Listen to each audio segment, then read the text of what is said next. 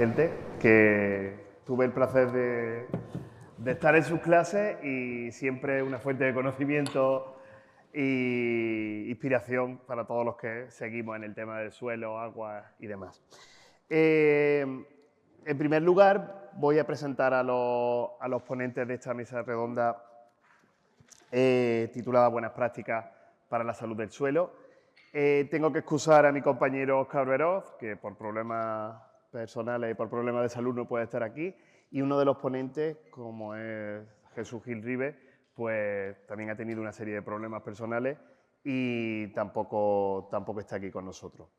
Me presento, yo soy Julio Román Vázquez, soy ingeniero agrónomo por la Universidad de Córdoba y pertenezco a la Federación Europea de Agricultura de Conservación, desarrollo proyectos para la mejora de la salud del suelo, para la agricultura de carbono a través de prácticas basadas en la agricultura de conservación. Pero aquí la importancia no es mía, la importancia es de los tres ponentes que tenemos. En primer lugar tenemos a Engracia Madejón, que voy a intentar resumir el currículum de Engracia porque creo que es enorme, todos la conocen, probablemente todos la conozcáis o tendréis conocimiento de ella, pero ella es investigadora científica del Instituto de Recursos Naturales y Agrobiología de Sevilla y líder de la unidad asociada al uso sostenible del suelo y agua en la agricultura. Ha publicado numerosos artículos científicos, es un referente en temas de suelo por sus publicaciones y su labor profesional ha estado sobre todo dedicada al conocimiento científico sobre los residuos orgánicos y ofrecerle una posibilidad de reutilización de forma nueva, eficaz, ambientalmente correcta, económicamente viable y socialmente aceptable, lo que realmente es la sostenibilidad, para que sean posible que los recursos sean utilizados en lugar de ser desechos. Ha profundizado en la mejora a largo plazo de la fertilidad y la calidad del suelo y el aumento de la productividad de cosecha y de la mejora del uso del agua a través de los incrementos de aporte de carbono orgánico al suelo. Su trabajo también se centra en el aumento de la biodiversidad del suelo, promoviendo el secuestro de carbono y la reducción de los gases de efecto invernadero. Además, ha sido vicepresidenta de la Sociedad Española de Ciencias del Suelo durante 8 años y es editora jefe de la revista Soil. Aparte, es revisora en varias revistas, participa y colabora con innumerables programas de doctorado, programas de máster en distintas universidades y para nosotros pues, es un placer que todo el conocimiento que tiene pues, podamos tener algo de muestra de tu conocimiento aquí con nosotros. A continuación, presentar a José Ignacio de la Puerta, Pepe de la Puerta, conocido por todos nosotros. Él es diplomado en Dirección de Empresas Agroalimentarias por el Instituto Internacional San Telmo de Sevilla, pero sobre todo es agricultor. Gestiona una finca familiar en Villalba del Alcor, aparte gestiona otra serie de fincas y de explotaciones agrarias en la región del Condado, en Huelva. Tiene un compromiso, ha sido uno de los pioneros en la agricultura de conservación en Andalucía y su compromiso con el medio ambiente, la mejora de la salud del suelo y la calidad de la producción agrícola es innegable. Además, personalmente, esto lo tengo que decir, es un gran divulgador, un apasionado del suelo y tiene una capacidad de demostrar que la agricultura no es solamente unos libros que te dicen cómo tienes que hacer las cosas, sino que la adaptación al cambio climático, la adaptación a las condiciones locales, pues son reales y se pueden llevar a cabo teniendo una agricultura mucho más sostenible. Y por último, presentar a Lourdes Perona López, que es ingeniero técnico agrícola, especializada en explotaciones agropecuarias, gestiona aproximadamente unas 348 hectáreas en actividad agrícola y ganadera en el Cortijo El Hoyo, en Valdepeñas de Jaén, y su compromiso con el respeto del medio ambiente y la sostenibilidad hace que sea pionera y tenga una gran innovación tecnológica en su finca. Trabaja aplicando técnicas y prácticas de conservación del suelo y pastoreo rotacional lo cual es muy innovador, sobre todo en técnicas de regeneración natural de los pastos, regeneración natural de los suelos y de las cubiertas, y hace que sea, como he dicho anteriormente, un ejemplo para todos esos agricultores pues, que se plantean cambiar el modelo productivo. Pues muchas gracias por estar aquí y, en primer lugar, lo que quiero es lanzaros la primera pregunta, porque no vamos a perder más tiempo, y desde vuestra experiencia, una pregunta general para que me respondáis cada uno de vosotros, desde vuestra experiencia, ¿cómo las buenas prácticas agrícolas, porque como sabéis tenemos la Unión Europea pues estima que el 70-80% de los suelos europeos no se encuentran sanos con el coste económico que tiene y se promocionan muchas buenas prácticas agrícolas. Pero, ¿cuáles creéis que son realmente unas buenas prácticas agrícolas? Y desde vuestro punto de vista, ¿cómo esas buenas prácticas agrícolas pueden llegar a mejorar los suelos tanto en Andalucía como en España, como en Europa y en el mundo? Pues, Engracia, si quieres empiezas tú. Bueno, después de lo que hemos estado oyendo con Juan Vicente, ¿no? Y el concepto que tenemos de un suelo sano, ¿un suelo sano es un suelo más productivo? La primera pregunta, ¿no? Porque muchas veces no podemos ser demagógicos y decir solamente tenemos un suelo muy sano y luego no corresponde con una producción que es lo que quiere el agricultor. Unas prácticas agrícolas sostenibles ya sabemos que son fundamentales. ¿Y qué entendemos por una práctica sostenible? ¿Dónde estamos? En agricultura de secano, por ejemplo, ya está claro que todos esos laboreos intensivos de vertedera eran unos laboreos, ya no diré inútiles, pero realmente costosos para la salud del suelo y sobre todo para algo muy importante que tiene el suelo, que es su materia orgánica. La materia orgánica, nosotros tenemos que encontrar que el suelo, sobre todo en nuestras condiciones, como ha dicho Juan Vicente, tenemos unos suelos un poco desprovistos de materia orgánica, suelos pobres. Entonces, tenemos que intentar que ese equilibrio entre la mineralización de la materia orgánica, que nosotros tenemos muy acelerada, y la estabilización de la materia orgánica, lo que es la humificación, ese equilibrio esté en buena sintonía. ¿Y qué prácticas podemos hacer? Nosotros, por ejemplo, desde nuestra experiencia, desde nuestra investigación, el laboreo mínimo o el laboreo muy reducido y la aplicación de materia orgánica exógena, lo que son enmiendas orgánicas de calidad siempre, porque si no siempre entramos en el tema de contaminantes y cuando queremos aumentar la salud del suelo lo que hacemos es reducirla, pero con unas enmiendas de calidad. Nosotros esas dos prácticas creo que están adoptadas por muchísimos agricultores en el área mediterránea, pues hemos visto que son unas prácticas sostenibles, no solamente en agricultura de secano, también en agricultura de regadío, donde ya ahí tendríamos que entrar más en temas de riego reducido. Perfecto. Y Pepe, desde tu punto de vista como agricultor durante tantísimo tiempo en agricultura de conservación, ¿cómo esas prácticas te ayudan a tener una mejora en la calidad del suelo? ¿Qué has observado tú en el suelo para que esas prácticas sean beneficiosas? Bueno, hay parámetros que son perfectamente medibles científicamente, como la materia orgánica y la infiltración y eso ha mejorado una barbaridad, ¿no? Yo tengo en una parcela de 86 hectáreas, corté hace ya 20 años, 40 hectáreas, en que la tengo en siembra directa permanente de una forma rigurosa, ¿eh?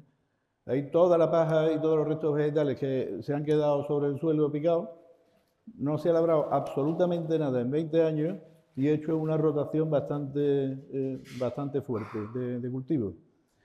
Esa parcela empezó con un 1% aproximadamente de la materia orgánica, incluso por debajo del 1%, ahora mismo está en el 2,5%, por encima del 2,5%.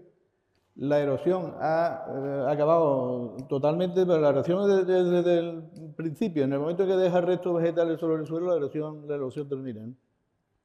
Y ese tipo de cosas, las lombrices, bueno, las lombrices proliferan. Ahora precisamente como estamos en siembra de girasol acelerada por el tema del agua de marzo y eso que estamos todo el mundo sembrando girasol, tengo contratado 2 tractores de fuera sembrando y un buen sembrador tiene que bajarse de vez en cuando a la sembradora y escarbar a ver si la semilla va a buena profundidad. Todo se sorprende y bueno, aquí las lombrices, claro, encuentro más lombrices que semillas. Bueno, eso es síntoma de salud del suelo. Evidentemente, esas 40 hectáreas que corté hace ya 20 años, que era la peor de la parcela, ahora mismo me está produciendo igual o más que la zona mejor de la parcela. Me está produciendo más mejor que la parcela. Continuamos luego. Y Lourdes, desde el punto de vista no solamente agrícola o desde el punto de vista ganadero, porque también con esa combinación, ¿qué buenas prácticas o cómo el manejo de la ganadería integrado con la agricultura, que muchas veces ha estado en contraposición, cómo lo lleva a cabo y cómo esas prácticas te pueden ayudar? A ver, como bien dice, las prácticas ganaderas creo que son las grandes olvidadas a la hora de hablar del suelo. Es decir, siempre que hablamos de suelo hablamos de prácticas agrícolas y nos olvidamos de que en España, bueno, y en todos los países en general, hay mucha extensión agrícola, pero a la zona donde no llega la agricultura, ya sea por la orografía del terreno o bien por la climatología, llega la ganadería. Entonces, creo que es muy importante lo que habéis hecho hoy, por ejemplo, de contar con el punto de vista ganadero, como en mi caso. Y bueno, en mi caso fue fundamental aplicar buenas prácticas ganaderas, como puede ser la rotación de pastos. Fundamental, sobre todo, respetar el tiempo de cada zona de pasto, de recuperación. Y a la vista está, bueno, está mal decirlo, pero creo que la clave de mi éxito se ve sobre todo en comparación con las fincas vecinas que no aplican ningún tipo de práctica. Terrenos, por ejemplo, calizos, con una pendiente superior al 60%. En mi zona están perfectamente cubiertos de hierba. En zonas aledañas están con cárcavas, terrenos totalmente yermos. Entonces, yo creo que sí, que es fundamental aplicar buenas prácticas agrícolas y buenas prácticas ganaderas y que es algo que tendríamos que empezar, bueno, ya habéis empezado vosotros, pero teníamos que intentar hacerlas llegar a todo el mundo de una forma más activa de la que... Continúo contigo. Esa integración conjunta de agricultura-ganadería, que además, aunque no entra dentro de esta mesa, se hablará después que hay otra mesa, con el creciente agricultura de carbono y los mercados de carbono, ¿cuál crees que es el éxito para poder integrar? Porque, como he dicho antes, muchas veces el agricultor es reticente a introducir ganadería porque piensa en compactación de suelos, piensa en pérdida de la cubierta, o piensa en que esa ganadería puede disminuir la productividad o puede disminuir la superficie de la biomasa o la superficie foliar de alguno si hablamos de un olivar. ¿Cómo se puede introducir y cuál crees que debería ser el éxito para llegar a más agricultores a conocer? Bueno, creo que deberíamos fomentar el conocimiento de que la ganadería extensiva, en este caso, produce ¿cómo lo diría? Reparto de materia orgánica muy homogéneo, es decir, eso se nota muchísimo en el terreno, aunque se produce compactación, depende, porque también no es lo mismo un tipo de terreno arcilloso donde la compactación es más patente, un tipo de terreno arenoso no se nota tanto el paso de la ganadería. Creo que deberíamos convencer a los agricultores de que ese modo de control también de hierba, la ganadería controla la capa vegetal perfectamente. Creo que deberíamos convencerlos de ese modo, por medio de ejemplos prácticos de éxito, como por ejemplo el mío, de que esa forma de actuar sería la adecuada. Muchas gracias. Y Pepe, continuando, porque hemos hablado de integrar la ganadería, pero tenemos un problema y es la variabilidad climatológica, el cambio climático que estamos sufriendo. Venimos de 5 años con una sequía extrema. Este año como estás diciendo, las lluvias de marzo tienen un poco loco a todo el mundo con el tema de la siembra del girasol. ¿Cómo la introducción de prácticas o la mejora de la calidad del suelo contribuye, o si tú has visto algún beneficio o algún resultado, en esa contribución a que la agricultura sea cada vez más resiliente al cambio climático, que por desgracia lo tenemos cada vez más presente? Más presente, sí, efectivamente. Pues mira, te voy a poner 3 ejemplos. El último de este año, el tema de la erosión. Una de las parcelas que llevo, de unos proyectos que llevo, es una parcela arenosa y con pendiente. O sea, la erosión ahí es brutal como no se cuide. Yo ya conocedor de esto, dejé el rastrojo de cebada que hubo el año pasado, lo dejé sin labrarlo todo el máximo tiempo posible. Y bueno, ya llegó un momento que tenía que sembrar el girasol, y para sembrar el girasol yo labro un poquito, es la única, excepto las 40 hectáreas esas que hago siembra directa, toque lo que toque, ahí no labro para nada, pero en el resto de las parcelas labro una vez cada 2 años, que es por delante de la siembra del girasol, porque en la tierra arcillosa el nacimiento de girasol es complicado. Entonces labro un poco para obtener un porcentaje suficiente de plantas de nacencia. Bueno, con esta parcela dejé sin labrar el máximo tiempo posible, pero ya tuve que labrar. Pero resulta que empiezo a labrar de arriba abajo y cuando llego abajo no puedo labrar porque estaba el terreno muy mojado. Había llovido ya mucho y estaba el terreno intacto. Pero ahora, una vez que labro esa parte de la parcela, empieza a lloverme en marzo. En marzo digo, las cárcavas que me ha hecho a mí. Y resulta que cuando llegaba ya a lo que no estaba labrado de abajo, a pesar de que el agua ahí llevaba más velocidad, pues ahí no se terminaban las cárcavas. O sea, el tema de la erosión, para el tema de la erosión es fundamental el dejar cubierta, el dejar restos vegetales. Después, en cuanto a captación de agua, pues los suelos en agricultura de conservación captan mucho más agua que los labrados. Ahí sí tengo ejemplos en el año 2005, que fue en la zona nuestra, yo creo que en general en Andalucía un año muy, muy seco, no llegamos a 300 litros aquel año, a 300 mililitros aquel año. Una parcela que sembré de garbanzo, 40 hectáreas de garbanzo, 20 en siembra directa sobre un rastrojo de trigo bastante bueno del año anterior, un trigo que había dado 5.000 kilos que había soltado muchísimo pájaro. Y otras 20 en laboreo. Pues la diferencia de producción fue de 500 kilos más o menos el laboreo a 1.300 en la agricultura de conserva. Fue una cosa espectacular. Fue una de las cosas que me hicieron a mí seguir el tema de agricultura. Después he tenido muchos errores y muchos fallos, ¿no? Pero que eso fue... Y si no me también, hace un par de años, en el 2023, que fue también un año muy seco, pues los cereales, el cereal que tenía en la parcela esta de siembra directa permanente, pues me salió a 2.600 kilos, cuando la media de la zona yo creo que no llegaba ni a los 1.000 kilos. Vamos. Evidentemente, ayuda muchísimo, sobre todo el tema de sequía. La agricultura de conservación hace que el suelo capte más agua y hay mucho más agua en disposición de la planta. Perfecto. Y en gracia. Un indicador es el agua, pero ¿qué otros indicadores crees que son necesarios para que no solamente indicadores científicos, tú tienes una producción científica y un conocimiento científico, no solamente a nivel científico, sino qué indicadores crees desde tu punto de vista que pueden ayudar para que se conozca mejor la salud del suelo y cómo podemos hacer que los agricultores, porque muchas veces si llegamos con un análisis de suelo hay que entenderlo. ¿Cómo podemos hacer que sea entendible esos indicadores?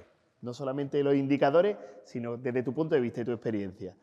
Bueno, yo creo que una cosa muy importante, antes de hablar a lo mejor del indicador, es la experiencia que acaban de contar ellos. Más indicador que esto hay poco, ¿no? O sea, la experiencia que ellos cuentan, por una parte lo de la integración de ganadería, agricultura, hay casos de éxito y tiene que haber, Lourdes, muchos más, porque evidentemente yo los he conocido tarde, pero he visto que realmente desde el punto de vista científico, ahí sí que los agricultores un poco han ido un poco por delante de los científicos a la hora de ofrecer técnicas. Y lo mismo que estaba diciendo Pepe sobre la agricultura de conservación y el agua. Está claro que hay en los años secos, fundamentalmente, las cosechas bajo agricultura de conservación van siempre, ganan. Nosotros tenemos experimentos de muchos años que van así. Yo quiero pensar que el indicador clave de todo esto es la materia orgánica, o sea, la materia orgánica del suelo. Quiero pensar que hay muchos indicadores, porque la materia orgánica es lo que conecta todo lo demás, evidentemente la densidad aparente, la capacidad de infiltración de agua, los nutrientes, la capacidad de intercambio catiónico de nutrientes que tiene un suelo. Para mí, que he estudiado la ómica del suelo, las bacterias, que evidentemente también están relacionadas con la materia orgánica. Al final, es más, cuando tenemos que normalizar algo, o bien vamos con la textura, porque son situaciones texturales muy distintas, pero normalizamos con la materia orgánica. La materia orgánica es siempre, y es prácticas sostenibles, una ganadería que es capaz de mantener, evidentemente las propiedades físicas también, ¿no? Pero la materia orgánica en el suelo de una manera estable es un indicador. La agricultura de conservación es capaz de mantener la materia orgánica incluso en profundidad. Es un indicador. O sea, podría hablar de muchísimos indicadores cosas muy complejas, pero al final, cuando vamos a la base, la materia orgánica, o por lo menos yo que siempre he trabajado ahí, pues soy un poco partidista en este. Estoy totalmente de acuerdo contigo. Además, como he dicho antes, con todo el boom del carbono que hay ahora mismo, también es el indicador que nos lleva al boom del carbono. ¿Y por qué creéis que cuesta tanto entenderlo? ¿Por qué? Porque vosotros sois pioneros. Voy a entrar ahora a una parte más de la práctica directamente en campo, porque vosotros mostráis vuestros beneficios, pero ¿cuál es la clave, independientemente de los ecoregímenes y la parte política, cuál es la clave para que tengamos una adopción mayor de estas buenas prácticas, desde vuestro punto de vista? Lourdes, si quieres, tú primero. Pues, a ver, yo creo que la clave de por qué muchos agricultores y ganaderos no entienden esto es porque los resultados se ven a muy largo plazo. Es decir, cuando tú empiezas, normalmente la gente lo que quiere es sacarle el máximo rendimiento a la tierra en el menor tiempo posible. Y eso hace que la tierra, eso es pan para hoy y hambre para mañana. Entonces, es muy difícil explicarle a una persona que está empezando o que tiene un terreno que tiene que ganar menos para ganar algo medio, pero más alargado en el tiempo. La gente lo que quiere es algo rápido, no hemos acostumbrado a la inmediatez. Y no nos damos cuenta de que la inmediatez lo que nos causa es que en un futuro no tengamos nada. Entonces, creo que la clave, como tú dices, está en eso, en exponer casos de éxito y en concienciar. Concienciar desde el colegio, las universidades, las charlas que se dan a los agricultores. Y yo creo que mi esperanza es que con el relevo generacional y la gente que tenga una mente más abierta, que ya desde pequeños estén aprendiendo estas cosas, consigan poco a poco ir aplicando esas medidas en sus explotaciones. Actualmente tengo un mensaje un poco desesperanzador, las cosas como son, porque los terrenos que ya se han sobreexplotado tardan muchísimo tiempo en volver a ser lo que eran antes. Yo lo sé, por ejemplo, en mi explotación, bueno, no es lo mismo, tengo diversos tipos de suelo. No es lo mismo un suelo arcilloso con una pendiente cero, que eso realmente se recupera fácilmente, en comparación con un terreno calizo con un 60% de pendiente que me ha costado Dios y ayuda a recuperarlo. A día de hoy yo creo que casi el 85-90% de mi explotación está totalmente recuperada, pero yo empecé hace 14 años y estoy viendo resultados ahora. Explicarle eso a una persona que es muy complicado. Entonces, no sé, la clave yo creo que está en la educación y en la exposición de claves de éxito. ¿Tú, Pepe? Sí. Pues mira, incidiendo en lo que acaba de contar ella, la inmediatez hay que desecharla. Recuerdo en los años 90, que fue cuando yo empecé a mediados de los años 90, cuando empecé yo con el tema este de la agricultura de conservación, hubo una serie de organismos y de asociaciones que promovieron el que se empezáramos con la agricultura de conservación, pero crearon unas expectativas eso de como de beneficios inmediatos, rápidos, y esto que después no se cumplieron. Y eso desanimó a muchos de los que empezaron a decir, no, aquí me han engañado, esto no es, no es lo que era, ¿no? Pero tenemos que tener paciencia, como dice ella. En cuanto a resultados económicos, los primeros años hay que ir más por el ahorro de coste que supone la agricultura de conservación que por el aumento de producción, aunque como te vengan años secos, puedes tener aumento de producción desde el primer año, pero no, eso ya es suerte. Hay que ir por el ahorro de coste. Pero ya a lo largo de los años, cuando tú ya, cuando vas aumentando el nivel de materia orgánica del suelo, las producciones individualmente te suben, ¿no? Entonces, por otro lado, la agricultura de conservación tiene enemigos, vamos a reconocerlo, ¿no? Hay mucha gente que no está interesada en que los agricultores dejen de labrar. Entonces, hay empresas de servicios que, bueno, que viven de pegar tractorazos, digamos, una labor de grada, una labor de esto, un volteo, de esto. En la agricultura de conservación se reducen mucho esas labores que tienes que dar al suelo. Esas empresas dejan de facturar. Los pajeros, por ejemplo, los que quieren comprar paja, pues si yo lo que hago es picar y dejar la paja en el suelo, pues se quedan sin paja, ¿no?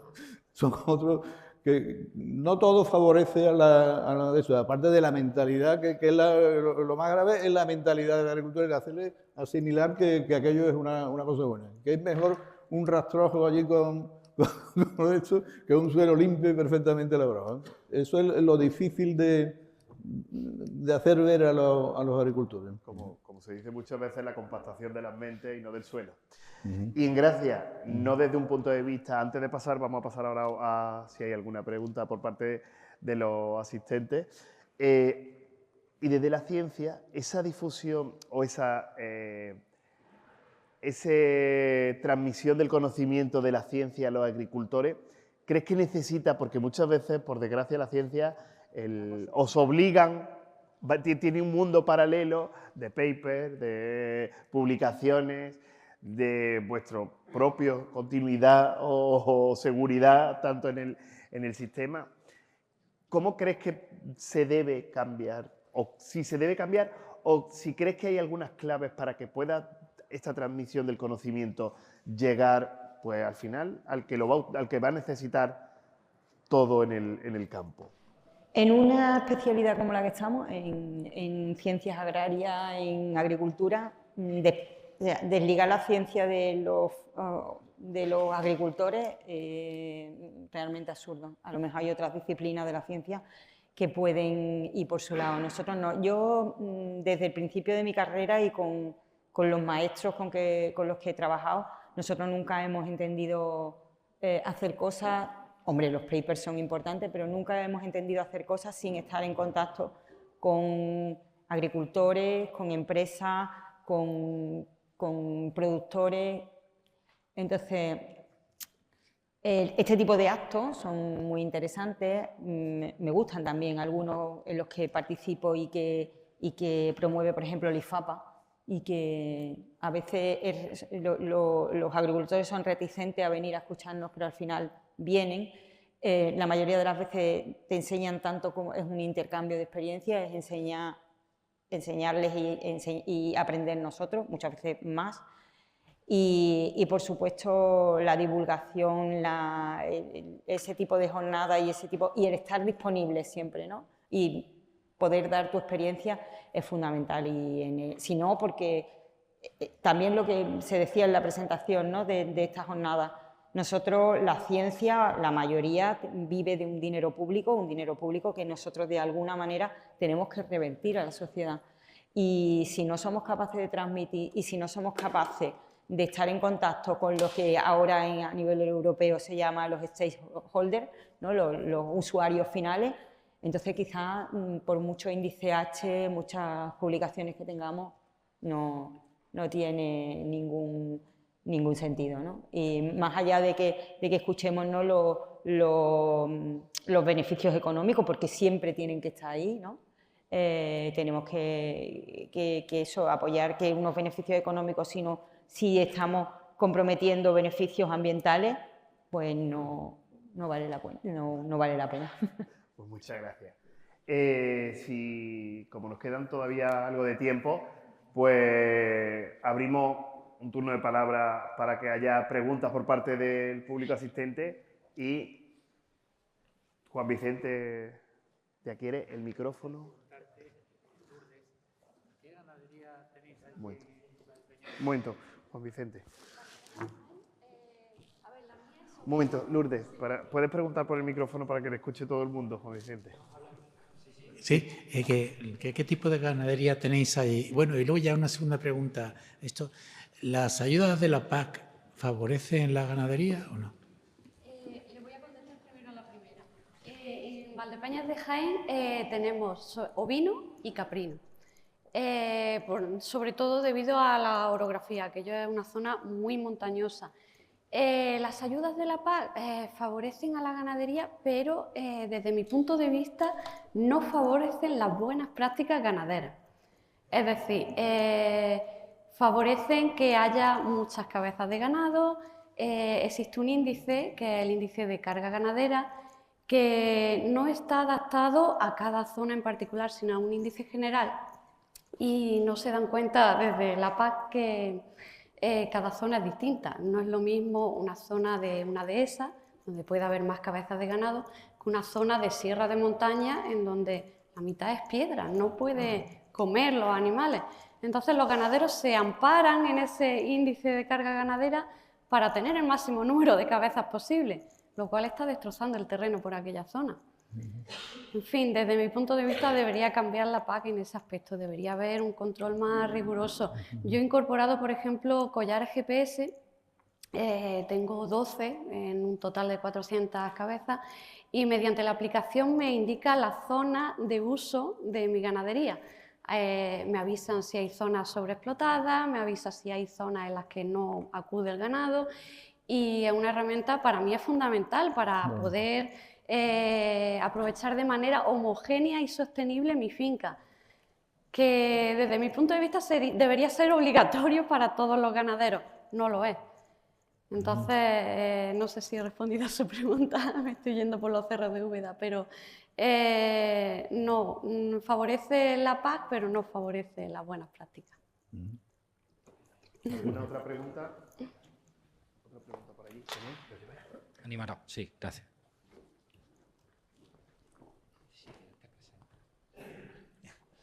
Bueno, yo soy Jesús Charco, estoy aquí en el Departamento de Ecología, Fisiología Vegetal y Botánica. Y la pregunta es, bueno, una pregunta breve y rápida para José Ignacio. Con el laboreo, con el no laboreo, ¿cómo combaten las malas hierbas? Pues con el uso muy preciso de herbicidas. No queda otro remedio, no queda otro remedio. Herbicida. Tenemos que utilizar glifosato, lógicamente, y después los herbicidas normales que se utilizan en agricultura convencional. Pero el glifosato no solamente se utiliza en agricultura de conservación, el glifosato se utiliza de forma generalizada por todos los agricultores. Este año, que ha habido tanta hierba, nada más que tenía que fijarte en la carretera la cantidad de parcelas que había con glifosato. No es un mal solo de los que hacemos agricultura de conservación, si es que le podemos llamar mal. Yo de momento no he encontrado... Yo utilizo el glifosato porque está autorizado por las autoridades competentes europeas, si no, no lo utilizaba. Y sí, te digo que tengo la certeza de que una parcela en que se aplique glifosato y no se labre es una parcela mucho más sana que una parcela donde no se aplique glifosato y se labre intensamente. La labor es peor que un uso lógico del glifosato, el uso intensivo de la labor. O sea, yo en esta parcela que hablé antes, que tengo 40 hectáreas de siembra directa permanente, ahí he echado, lógicamente, bastante glifosato, dentro de los límites permitidos. Bueno, pues te digo que ahí hay lombrices en cantidad, que ahí hay miriápodos en cantidad, que ahí arranca raíces de la planta y ves hongos. Yo creo que el glifosato, no sé si será malo. Bueno, que eso me gustaría a mí que me dijeran, ¿hay estudios que demuestren lo malo que es el glifosato? Tú eres el que... Bueno, ya está. No, pero no es mi momento. No. Vamos, que a mí no me gusta utilizar glifosato, ni me gusta utilizar abono, ni me gusta... Ojalá no tuviera que utilizar nada, era menos dinero que me gastaba. Pero hoy por hoy, la agricultura mundial es glifosato dependiente, que nos enteremos, y a mí no me gusta utilizar glifosato. O sea, prohibición de glifosato ahora mismo a nivel mundial supondría hambruna y muertes de miles y millones de habitantes. Lo digo de verdad, que no es eso. No solamente, bueno, aquí en Europa, pues hay uno, pero es que América, que es tanto el norte como el sur, es un continente que muchísima producción agrícola. América son cultivos, muchos de ellos RR, Roundup Reader, resistente a glifosato, ¿no? A Roundup. Cultivos genéticamente modificados de maíz, de soja y de algodón, de muchas cosas que son resistentes al glifosato. A América le quitan el glifosato y la agricultura americana se hunde. Entre otras cosas, las estructuras de la granja americana, de la finca, no están diseñadas para tener muchos tractores, muchas maquinarias para poder labrar y poder... Por eso, dependen del glifosato. Pepe, en gracia quería decir algo sobre esto y luego vamos a pasar al final, porque si empezamos a hablar del tema de herbicida, agricultura de conservación, probablemente no pararíamos porque a lo mejor la concepción es algo compleja. La primera frase que él ha dicho, que es utilizo el glifosato con cuidado. Ese es el tema. O sea, si el glifosato... Porque evidentemente, como él bien dice, no tenemos otra opción a día de hoy, no hay otra, o hay pocas. Entonces, lo que él ha dicho, con cuidado. Y es verdad que en estudios que nosotros tenemos de salud del suelo, comparando aplicaciones cuidadosas de glifosato con laboreo muy agresivo, nos han demostrado que, por ejemplo, en actividades enzimáticas estaban mejor bajo vuelvo a decir, con cuidado el glifosato que bajo una agricultura. Para terminar, no puedo dar más turno de palabra. Voy a decir una puntualización. Habitualmente quien aplica técnicas agrícolas algo más necesitadas de conocimiento, como puede ser la agricultura de conservación, tiene una conciencia mayor del uso de los herbicidas. Y no es solamente en el sentido, es que me toca un poco en mi labor personal, ¿vale? Pero bueno, para terminar y ya concluir, os pido a cada uno de vosotros pues una última reflexión breve sobre, bueno, qué el mensaje queréis lanzar a los agricultores, a los técnicos, a la administración, que el sistema o que el modelo necesita una transición y necesita una transición ya. Entonces, como quiera, en gracia, empezamos contigo. Sí, hay que ser brevemente. aquí un tuit, ¿no?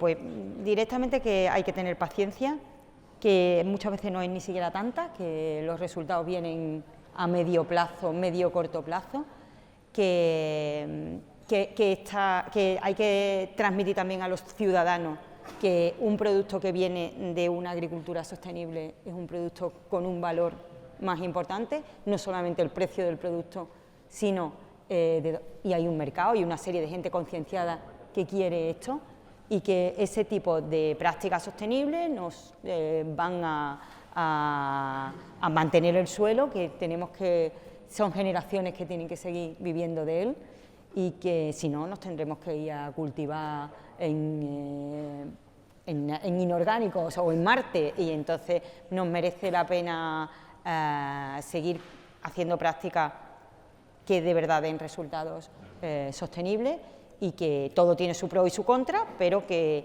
vamos a intentar un equilibrio entre económico, ambiental y por supuesto, agrícola. Pepe. Sí. Bueno, yo animaría tanto a agricultores como a técnicos que tengáis forma de influir en los agricultores, que los animéis a realizar este tipo de prácticas. Primero porque en sus cuentas de resultados no tienen por qué notar ningún perjuicio, al contrario, pueden beneficiarse en cuanto a ahorro de costes y a largo plazo en la fertilidad del suelo, que le va a repercutir en las cosechas. Y después, bueno, pues también es una satisfacción saber que estamos colaborando a mejorar el medio ambiente, ¿no?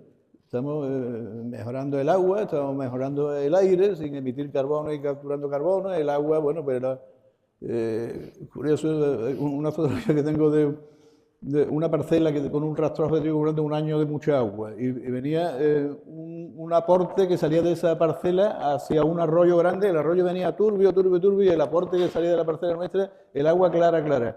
Ese agua iba a un pantano que iba para consumo humano. Bueno, pues esto estamos ayudando también al tema de eso, al tema ambiental, que es una satisfacción, ¿no? de esto.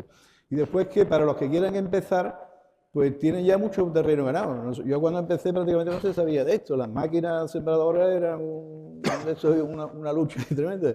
Ahora se ha mejorado muchísimo y hay mucho más conocimiento, y los que llevamos ya tiempo en esto, pues podemos, por supuesto, pues ayudar al que quiera empezar y se encuentra con problemas a solucionarlo. Que seguro que ya lo hemos tenido nosotros, ¿no? ¿Y Lourdes?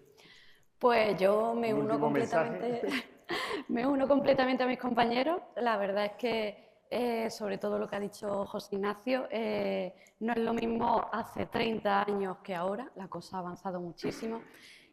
Para encontrar antes una sembradora de siembra directa era casi como la sangre de unicornio. Ahora, gracias a Dios, hay muchas más maquinaria adaptada. Hemos recorrido mucho camino y queda mucho por recorrer. Yo lo que le diría a los agricultores, ganaderos, es que lo más seguro es que desde el principio los van a intentar desanimar. La gente prioriza, lo que hemos estado diciendo, ganar más dinero antes que conservar el medio. Y yo no los desanimaría, porque estamos viendo resultados, algunos a corto plazo, otros a medio o largo plazo, y yo creo que, como dicen ellos, merece la pena intentarlo, y eso, que es maravilloso cuidar del medio ambiente. Pues, con esto nos quedamos con que hay futuro, con que hay mucho trabajo hecho y que hay muchísima experiencia de la que podemos beber para continuar aportando buenas prácticas, mejorando la salud del suelo, mejorando los ecosistemas agrarios, y no solamente los ecosistemas, sino también mejorando el paisaje y evitando esa desfragmentación del paisaje que estamos acostumbrados a ver. Y agradecer vuestra presencia aquí, agradecer tantos años de trabajo y tanto conocimiento, y que pues seáis capaces de transmitirlo de esta manera tan clara y tan útil para todos los que estamos.